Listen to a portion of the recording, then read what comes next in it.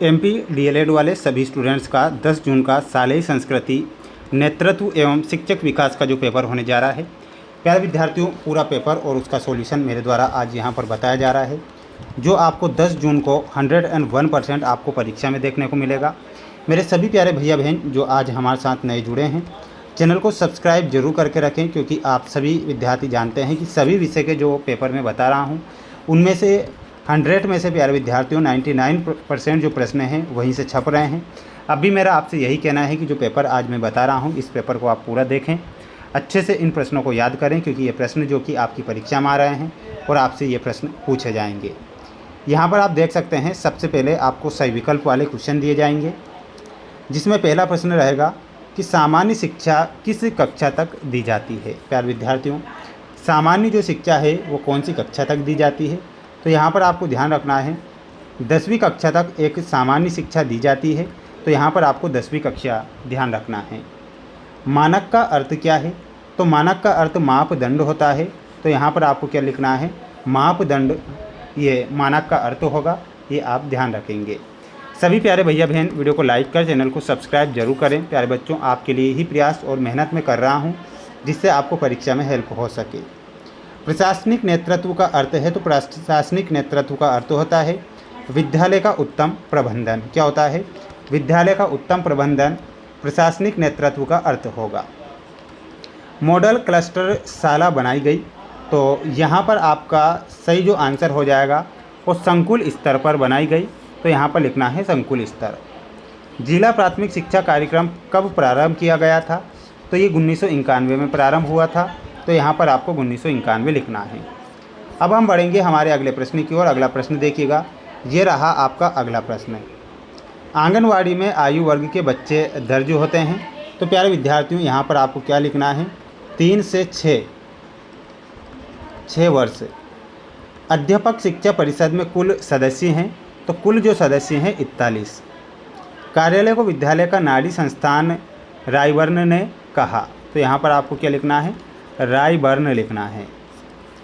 सन 1975 को के रूप में मनाया जाता है, तो महिला वर्ष के रूप में मनाया जाता है, तो यहाँ पर आपको लिखना है महिला वर्ष। भारतीय उच्च अध्ययन संस्थान कहाँ पर स्थित है, तो ये जो संस्थान है ये शिमला में स्थित है, ना कि दिल्ली में ना, यहाँ पर शिमला लिखना है, आपको दिल्ली नहीं लिखना है, स्क्रीनशॉट ले लीजिएगा। अगला क्वेश्चन देखिएगा। अगला क्वेश्चन ये रहा आपकी स्क्रीन के सामने, ध्यान से देखिएगा प्यारे विद्यार्थियों, सभी क्वेश्चन के आंसर बताऊंगा, आप बिल्कुल पूरा पेपर ध्यान से देखें। देखिएगा, आंसर आपकी स्क्रीन के सामने आ चुका है। क्वेश्चन था हमारा कि हमारे देश में शिक्षा की सामान्य संरचना क्या है, तो इसमें सामान्य संरचना बताना है। राष्ट्रीय शिक्षा नीति 2020 के अनुसार भारत में शिक्षा की नई संरचना 5+3+3+4 है। ठीक है, तो इतना आपको लिखना है, ज़्यादा आपको नहीं लिखना है, क्योंकि ये 1 नंबर का क्वेश्चन है। अगला क्वेश्चन था आपका, सामान्य बालक की बुद्धि लब्धि कितनी होती है, तो यहाँ पर आपको लिखना है एक सामान्य या औसत बालक की बुद्धि लब्धि आमतौर पर 90 से 109 के बीच होती है, 90 से 109 के बीच होती है। तो इतना आप क्या करेंगे, याद करेंगे और लिख कर आएंगे। तीसरा प्रश्न था आपका कि विद्यालय प्रभावशीलता से क्या आशय है, तो इसमें लिखना है विद्यालय प्रभावशीलता का अर्थ उस सीमा से है जहाँ तक एक विद्यालय अपने पूर्व निर्धारित शैक्षिक लक्ष्यों जैसे छात्रों के बेहतर अधिगम, सर्वांगीण विकास और उनके कल्याण को प्राप्त करने में सफल होता है, तो ये विद्यालय प्रभावशीलता के बारे में लिखना है। ठीक है। चौथा प्रश्न था आपका, किस देश में सर्वप्रथम मुक्त विश्वविद्यालय की स्थापना हुई, तो यूनाइटेड किंगडम, और 1969 में की गई थी। पांचवा क्वेश्चन देखिएगा, माध्यमिक शिक्षा आयोग की नियुक्ति किसकी अध्यक्षता में हुई थी, तो यहाँ पर आपको लिखना है डॉक्टर ए लक्ष्मण स्वामी मुदालियर, तो ये आप यहाँ पर करेक्ट याद करेंगे। अब हम बढ़ेंगे हमारे अगले क्वेश्चन की ओर। प्यारे विद्यार्थियों, अगला क्वेश्चन देख लीजिएगा, ये आपका अगला क्वेश्चन आपकी स्क्रीन के सामने है। इन तीनों क्वेश्चन के आंसर ध्यान से समझना है। देखिएगा, ये 2 नंबर वाले क्वेश्चन होंगे आपके कि समावेशी शिक्षा के 2 उद्देश्य लिखिए, तो समावेशी शिक्षा के 2 उद्देश्य आपकी स्क्रीन के सामने हैं।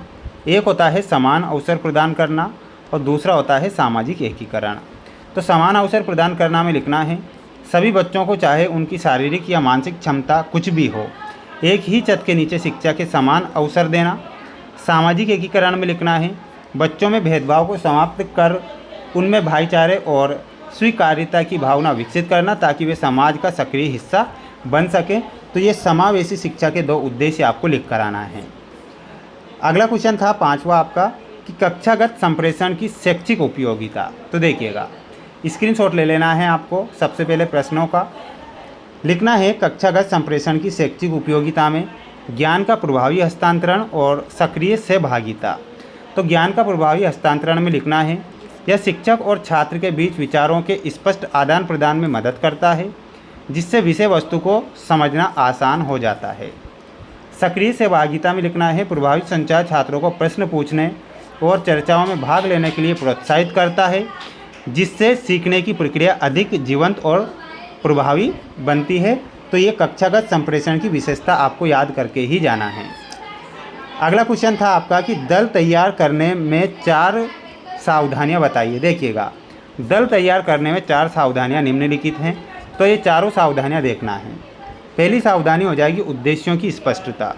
तो इसमें लिखना है दल के प्रत्येक सदस्य को टीम के लक्ष्यों और अपनी भूमिका के बारे में स्पष्ट जानकारी होनी चाहिए। कौशल का संतुलन, दल में ऐसे सदस्यों को चुनना चाहिए जिनके कौशल एक दूसरे के पूरक हो और कार्य की आवश्यकताओं के अनुरूप हो। तीसरा पॉइंट लिखना है प्रभावी संवाद, सदस्यों के बीच खुला और पारदर्शी संवाद सुनिश्चित करना चाहिए ताकि गलतफहमियों से बचा जा सके। तो तीनों के स्क्रीनशॉट ले लीजिए। चौथा पॉइंट देख लो, पारंपरिक विश्वास और सम्मान, दल में ऐसा वातावरण बनाना चाहिए जहां सभी सदस्य एक दूसरे के विचारों का सम्मान करें और एक दूसरे पर भरोसा रखें। तो इतना आपको यहाँ पर लिखना है। सभी बच्चों को स्क्रीनशॉट लेना है। मेरे सभी प्यारे भैया बहन को जो प्रश्न मेरे द्वारा बताए जा रहे हैं ये मोस्ट के तौर पर बताए जा रहे हैं। तो आप सभी प्यारे बच्चे चैनल को सब्सक्राइब जरूर करें। ये 2 सेट पेपर मैंने चैनल पर अपलोड किए हैं, 2 सेट पेपर और करूँगा। तो आप चैनल को सब्सक्राइब करके रखें, उन्हें पढ़ें और प्रयास करें।